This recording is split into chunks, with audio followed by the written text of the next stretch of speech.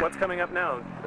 With you got Bercy and Genoa? Yeah, I got a few winter Supercross series I'm gonna do right now on 250F. And I wanted to change, a little bit from the 450 from last year in Supercross and get some more experience. And, it's always fun to ride the 250F. And I think something could help me out for outdoor season next year to get, more alive on the bike. And 250F, you need to be more active and quick. And so I think that's something going to help me out for the outdoors motocross, MX1 category next year. So I'm really looking forward to race that. And, on top of that, I'm going to be able to do a few nationals. So I'm pretty happy. Probably toward the end of the championship because the schedule are kind of overlapping at the beginning of the season. But hopefully I'm able to do that.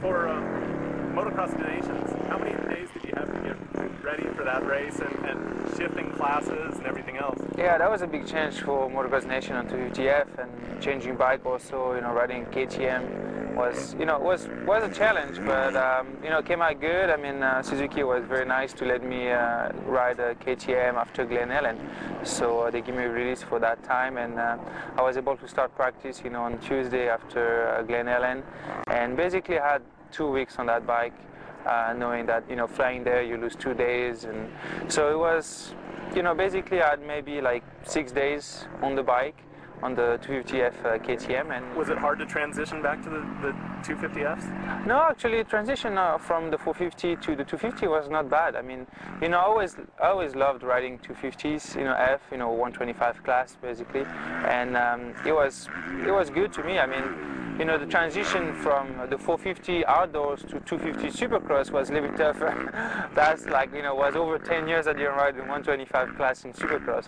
But going to Motocross Nation, it's outdoors is always easier. You get more room, and the only thing you need to pay attention is really keep your momentum in the corners, and you learn quickly. I mean, you get used to it, quickly, and as professional athletes, we have to do it and learn to change it quickly.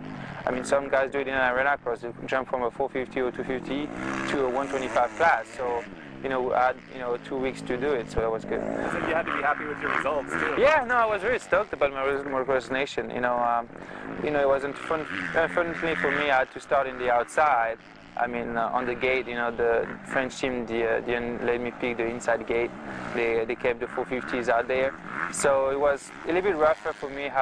First moto was a good moto and came back on Ivan, but, it was like 3 laps behind me, but didn't find the opening, and I did.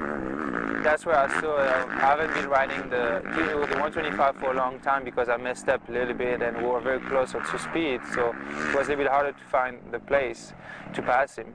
And second moto, I got again a bad start since I was on the outside, and came back, and we battled a while with Ivan. We passed each other a bunch of time, and kind of came up hard a little bit on me on the one corner, and we both fell down. So it's part of racing. It was I mean, we both were racing hard for our country, so that was, that's what matters. The hard work there, that's what is good about it. It was a lot of fun. I mean, I'm happy for the French team to be able to finish second, and they haven't finished second in a while. So, you always want to win, but, I have to say America was stronger that day.